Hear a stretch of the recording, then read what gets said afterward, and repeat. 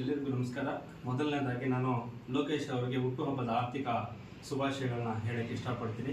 ಯಾಕೆಂದರೆ ನಮ್ಮ ಆತ್ಮೀಯ ಸ್ನೇಹಿತ, ನಾವು ಯಾವತ್ತೂ ಕೂಡ ಜೊತೆಲಿರೋರು. ಯಾಕೆಂದರೆ ಹುಟ್ಟು ಸಾವುಗಳ ಮಧ್ಯೆ ಏನಾದರೂ ಸಂಪಾದನೆ ಮಾಡಬೇಕಂದ್ರೆ ನಾವು ಪ್ರೀತಿ, ವಿಶ್ವಾಸ, ನಂಬಿಕೆಯನ್ನು ಸಂಪಾದನೆ ಮಾಡಬೇಕು. ಆ ನಿಟ್ಟಿನಲ್ಲಿ ನಮ್ಮ ಲೋಕೇಶ್ ಅವರು ನಮ್ಮ ಜೊತೆ ಯಾವತ್ತೂ ಸದಾ ಬೆನ್ನೆಲುಬಿಗೆ ನಿಂತ್ಕೊಂಡು ಪ್ರತಿಯೊಂದು ಕಾರ್ಯಕ್ರಮದಲ್ಲಿ ಕೂಡ ಭಾಗಿಯಾಗಿ ನಮ್ಮ ಜೊತೆ ಕೈ ಜೋಡಿಸಿರ್ತಾರೆ. ಆದ್ದರಿಂದ ಇವತ್ತು ನಮ್ಮ ಲೋಕೇಶ್ ಅವರ ಹುಟ್ಟುಹಬ್ಬ ತುಂಬ ಸರಳ ರೀತಿಯಲ್ಲಿ ಇವತ್ತು ಆಚರಣೆ ಮಾಡ್ತಾ ಇದ್ವಿ.